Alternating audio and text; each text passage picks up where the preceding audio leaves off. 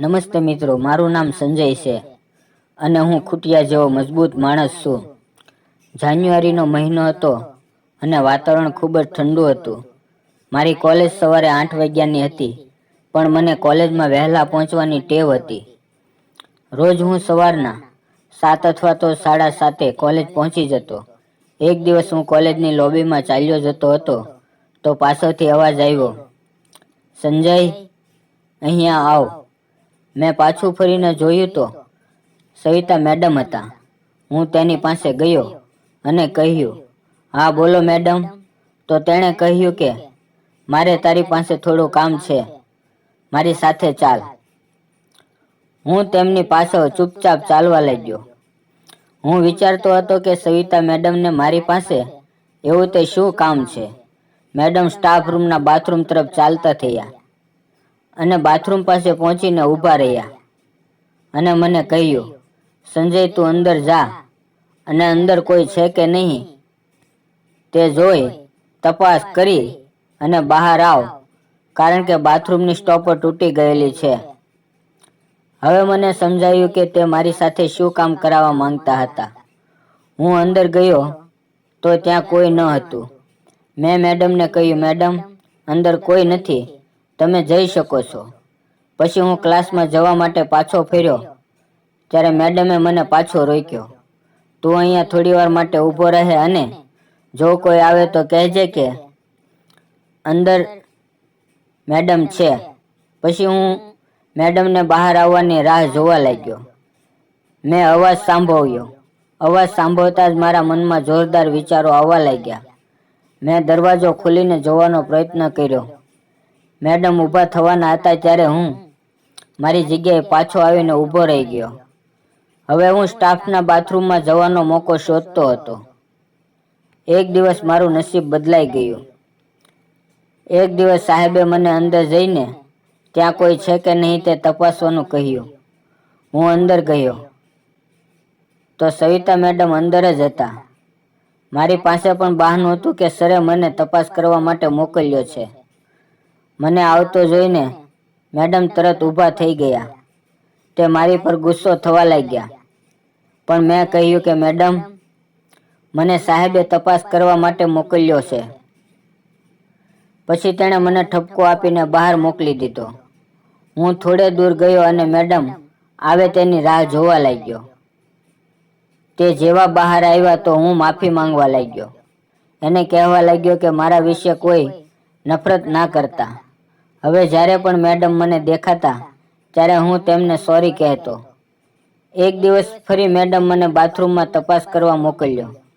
તો મેડમને મેં કહ્યું કે અંદર કોઈ હશે તો મને ઠપકો આપશે, એટલે હું નહીં જાઉં.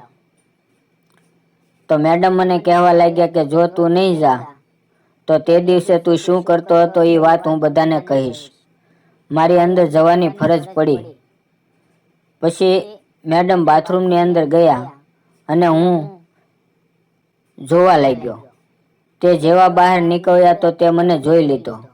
તેનો ચહેરો ગુસ્સાથી લાલ થઈ ગયો હતો. તેણે મને બાથરૂમની સામે જ માર માર્યો. હું કહી રહ્યો હતો કે મેડમ પ્લીઝ મને માફ કરો, હું ફરી આવું નહીં કરું. પણ તે માનવા તૈયાર નહોતા. સ્કૂલનો સમય 8 વાગ્યાનો હોવાથી આજે બીજા લોકો આવ્યા ન હતા, એટલે કોઈએ મને જોયો નહીં.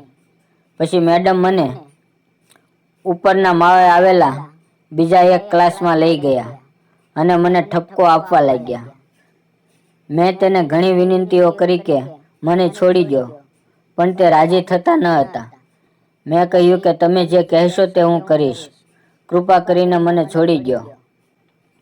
તો તેણે કહ્યું, શું હું જે કહું તે તું કરવા તૈયાર છો? તો મેં કહ્યું, હા, હું તે કરીશ. તેણે રૂમનો દરવાજો બંધ કરી દીધો અને પછી જે કંઈ થયું મિત્રો તે હું તમને વર્ણવી શકું તેમ નથી.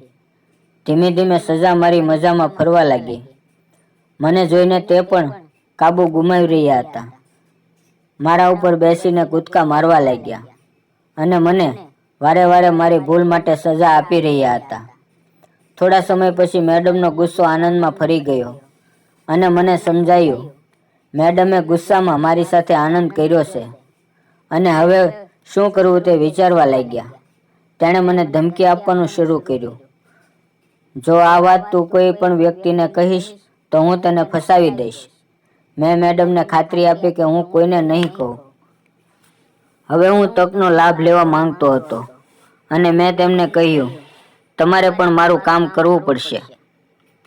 મેડમે કહ્યું, તું જ્યારે કહે ત્યારે હું ફરીથી તારું કામ કરી આપીશ. અને પછી મિત્રો, જ્યારે પણ કોલેજ પૂરી થતી અને બધા જતા રહેતા, ત્યારે હું અને મેડમ એક નવો જ અભ્યાસક્રમ શરૂ કરતા, એક નવા વિષય પર વાત કરતા અને ખરેખર ખૂબ જ મજા આવી રહી હતી. આ રીતે કોલેજના 4 વર્ષ ક્યારે પૂરા થઈ ગયા તેની મને ખબર ન પડી. હવે મારી કોલેજ પૂરી થઈ ગઈ છે અને મેડમની પણ બદલી થઈ ગઈ છે. ફરીવાર મળવાનો અમને મોકો મળ્યો નથી. તે ક્યાં છે તેની મને જાણ નથી. હું તેને શોધતો રહું છું. મારી લવ સ્ટોરી ગમી હોય તો વિડીયોને લાઈક અને ચેનલને સબસ્ક્રાઈબ જરૂર કરજો. ફરી મળશું એક નવા વિડીયોમાં મિત્રો. ત્યાં સુધી આવજો. વિડીયો પૂરો જોવા બદલ તમારો ખૂબ ખૂબ ધન્યવાદ.